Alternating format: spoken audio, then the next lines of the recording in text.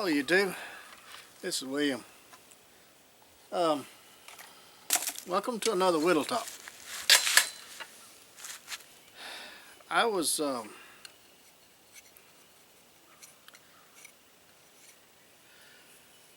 there's been a lot of threads going around for years. What is the best knife for this? What's the best knife for that? What's the best knife for different things?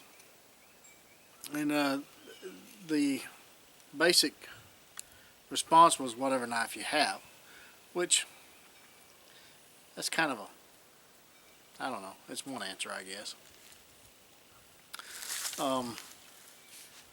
But let's just talk about knives in general. Let's leave out the designs, the thickness, the different grinds, and all this other stuff. Let's just talk about knives, okay?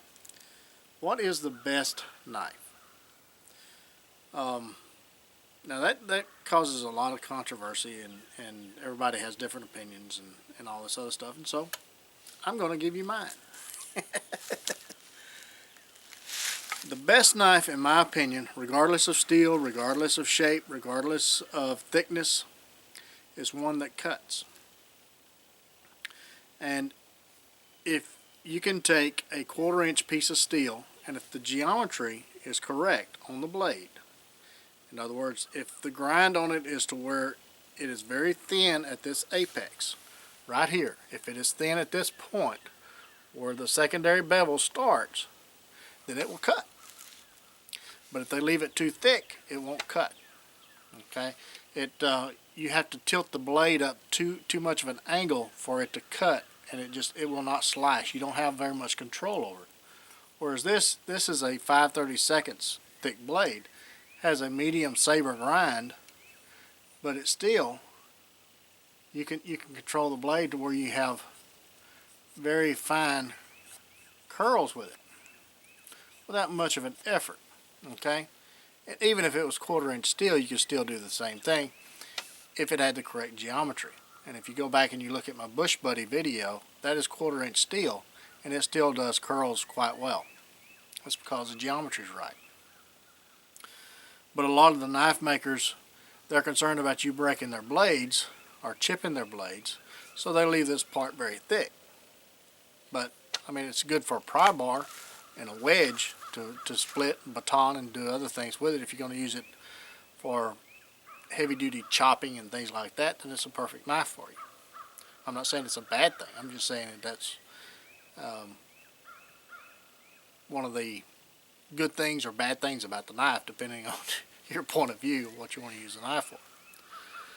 Now, the other thing is, after you get past the geometry of it, a lot of people, going to all these different crucible steels and all this other thing is they're trying to create a blade, and that's the utopia for us knife makers, is to create a blade that will hold an edge for an extended period of time, for a long time, yet is easy to sharpen.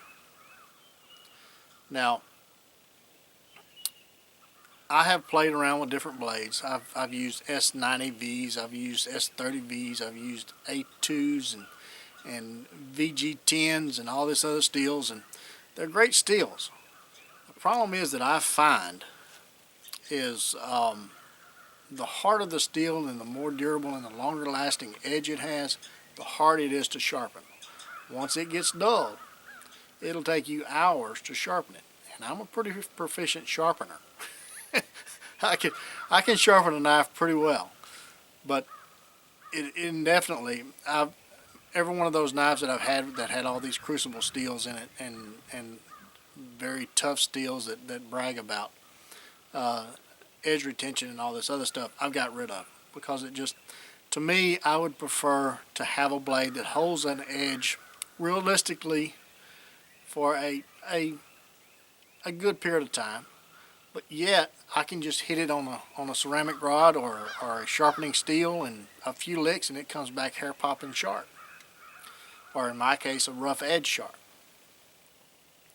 I would prefer that type of steel, and the ones that I find give me that steel is just the basic carbon steel blades. the 1095s, the 1084s, the 1000 series. I don't get much below 1080. I think it has too less of carbon at that point, in my opinion. But the O1s, those steels, the A2s, and anyone that's a high carbon steel, I think has those qualities. Now, a lot of your stainless steels, some of those have like the 440Cs, which has a high carbon. That C stands for high carbon. Then they're pretty decent. I mean, they're not as easy to sharpen as a high carbon is, but it's not so difficult to where you can't just take it on a diamond hone and bring it back pretty sharp and just relatively easily. Okay, so the other thing is ease of sharpening. So first, the first thing I look for is cutability. Does the knife cut? I mean, can I take it and can I do fine curls with it? Can I take the knife and can I slice through leather? If I took a 9-ounce piece of leather, and could I just slice through it without having to use a sawing action? Will it just slice through it without binding on the sides? That's cutability. And the second thing is edge retention and also ease of sharpening. Now, I do want one that will flex slightly. No matter the thickness of the blade, if it doesn't flex, it will be brittle. It will snap. A lot of times you'll see knives that they're batoning and things like that, and they don't withstand it very well. It's not because they're hard. It's because they don't flex. So hardness has nothing to do with its flexibility. So if the blade doesn't flex, then it will snap. So I want something that's going to flex slightly. And again, the high carbon steels, the spring steels, the 5160s and things like that, they'll give you that. So those are make the ideal machetes, the spring steels, because they'll spring back. That's spring steel.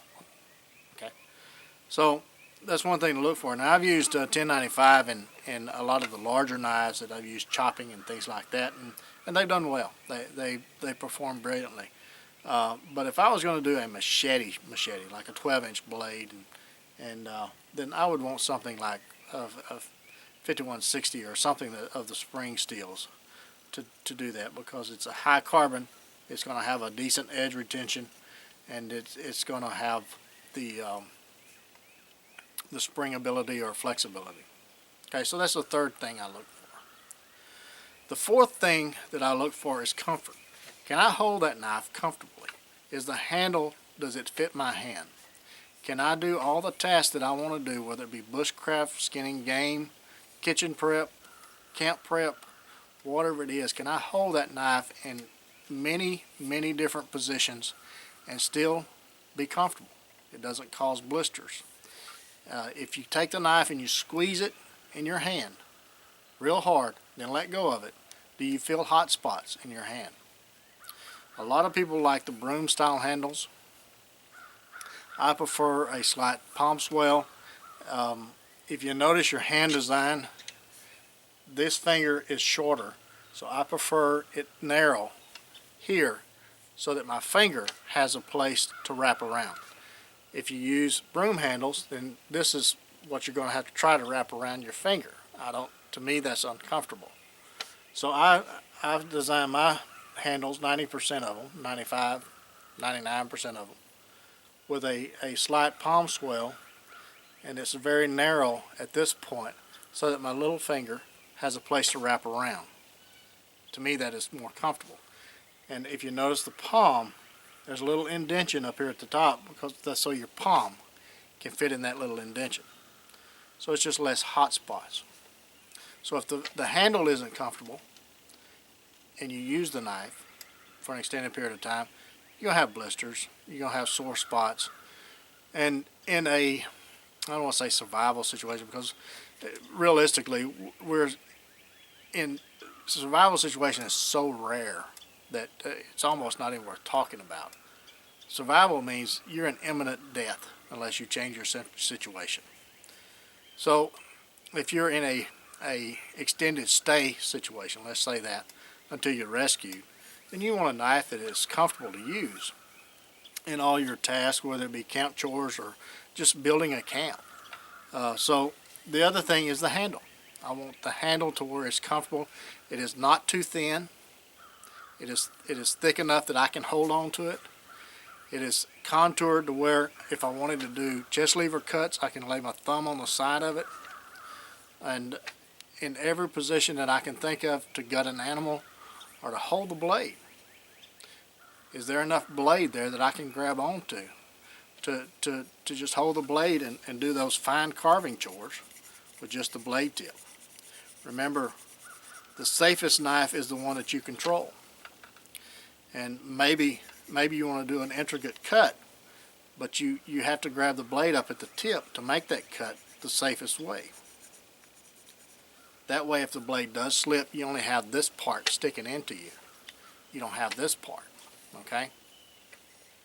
So I want a knife that I can hold on to, that I can grab, that is not so slick that I can't hold it when my hands are wet. I like a lot of the natural materials. The micarta, sometimes when you polish a micarta too much, it gets slick. So that's one thing you need to watch for. But the wood, to me, wood, once it gets wet, I use tung oil, and for protection, I don't put polyurethane on my wooden handles or anything, but it's just tung oil. When it gets wet, it gets a little tacky. And I prefer a wood or a natural handle. But micartas is tough. I mean, you could drive over it with a tank; it wouldn't hurt it. So, I mean, that would be my second choice. And if you just leave it a little rough, then it's okay. Just don't do a high polish on it. But I want a handle that is comfortable. Okay. And so the last thing, but not least, is the size of the knife. Now the size of the knife, the length of it, is going to dictate how that knife is used. And depending on your skill level and your comfort level, you need to consider what knife you should choose as far as length. And again, I've got videos on big knife usage and safety on big knives and all this other stuff. Big knives require a different level of safety because there is so much weight on the blade that if it does slip, or when it does slip, if it gets into you, it's going to cause more damage than, say, a smaller mower or something like that that's lighter. So that's another consideration. So that would be the last thing that I would consider. In my case, I use so many different knives that I get fairly, I'm not going to say expert because I don't think there is any experts out there, but I get fairly proficient at using different knives so that whatever knife I grab, I know how to use that knife in any situation. I know that I don't have to grab it here to cut. I can grab it up here to cut. So I want my hand to be as close to where I'm cutting as possible because to me, that is the safest. Okay? Well, I hope these tips helped you in selecting your next knife.